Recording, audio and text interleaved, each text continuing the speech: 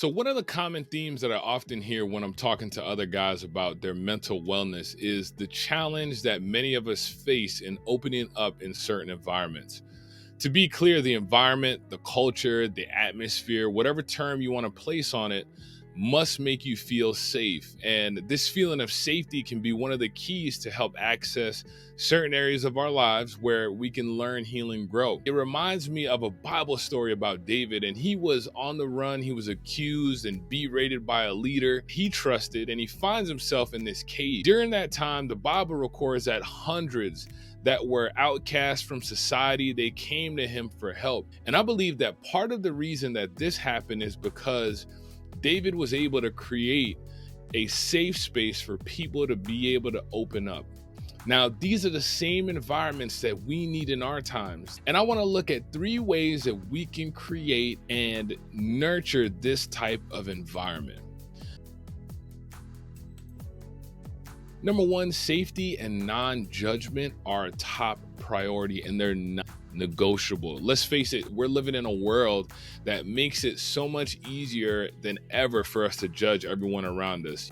We get bombarded by information, updates on what everyone else is doing, how much better everyone else is doing, how much better everyone looks, how perfect that they look, and everything they're doing. And we know that much of this stuff that we see oftentimes is probably not really reality, but it doesn't help alleviate some of the insecurities that arise from being in such a judgmental world. Oftentimes, cultural norms, they just add some of the fuel to the fire. And in the case of men dealing with their mental well-being, it becomes challenging to find spaces that really just offer the safety and just being in a non-judgmental zone.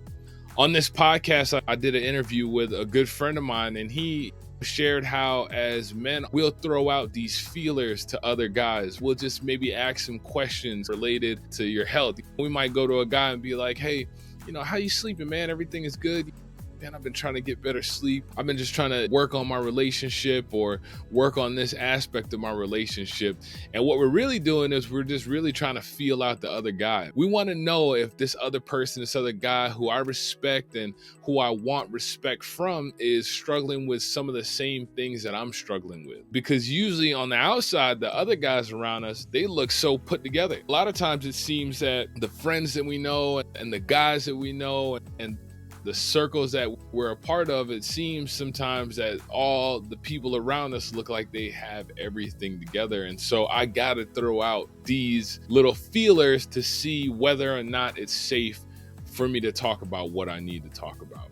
And so it's so crucial for us as we develop these type of environments. And I believe that we're really on the frontier of talking about these type of issues, really diving into these type of issues. I know even me personally on our podcast, I've talked about issues about things that have happened in the church and things that can happen in the church and being in those environments. And I think now more than ever, especially after what we've experienced in the pandemic, that we have to learn how to create these spaces for men to be able to talk about this, right? So number 1, that first step is really creating that safety and a non-judgment zone. And that has to be a non-negotiable for a lot of men. Number 2, don't force them to talk if they're not ready to talk. God, for the most part, if you really think about it, man, for most of us as men, when we're ready to talk, that's usually when we'll open. We're going to talk when we're ready to talk.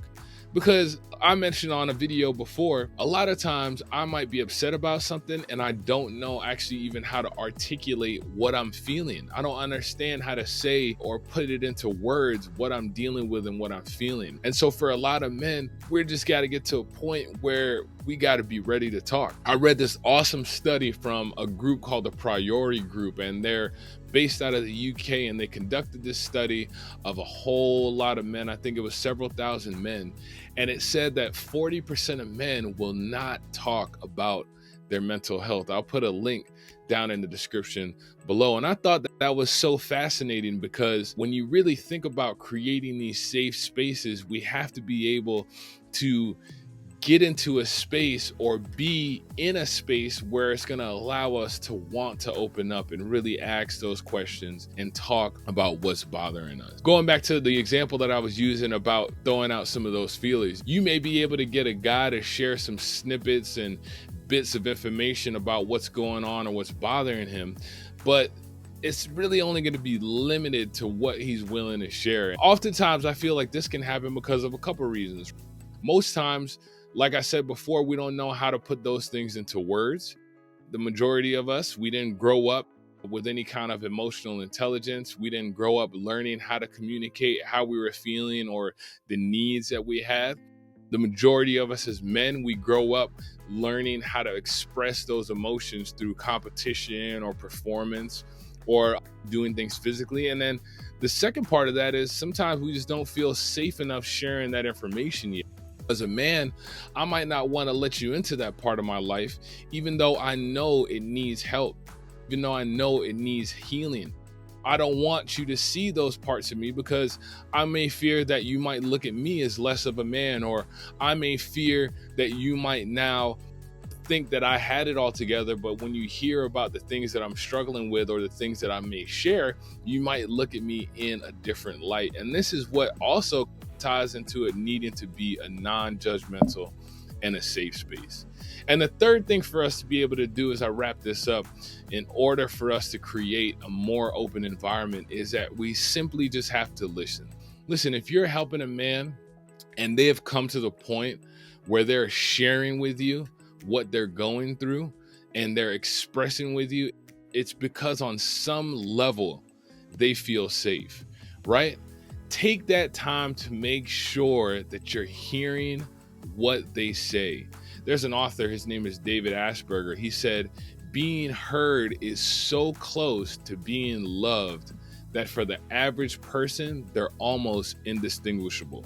I'd like to believe that's true for men just as much as it is for anybody else. Over these few recent years and in talking with men, dealing with different things, I've realized that there's a lot of us that have been looking for and really just seeking that place where we can go to really find that safety in our lives in order to be able to share some of the things that we're going through. The bottom line is that every one of us, whether we're men, whether we're women, we all need a space where we can feel safe and we can be allowed to open up about what we need help with. The last few years of experiencing the pandemic, it's revealed to us so much that we need each other for community in order to learn, heal, and grow.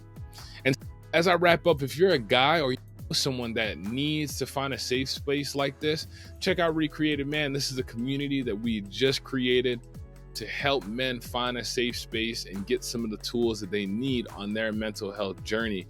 And I'll make sure I put a link in the description. This has been Nick with the Life Recreated podcast. Let's keep creating these open environments for us to be able to share these things. Let's take these things away and apply them to the communities that we know. And until next time, keep learning, keep healing, and keep growing.